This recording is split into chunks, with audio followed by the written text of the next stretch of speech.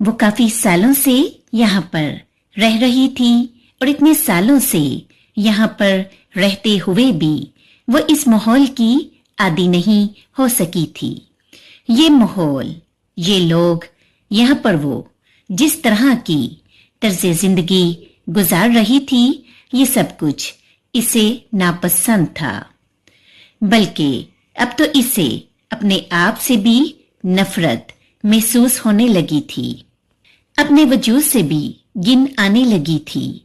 यहाँ पर वो गुनाह की जिंदगी गुजारने पर मजबूर थी, मगर गुनाह की जिंदगी गुजारते हुए भी कुछ बातें ऐसी थी जो इसकी फितरत में शामिल हो चुकी थी और ये बचपन से ही इसकी जिंदगी की रूटीन का हिस्सा थी।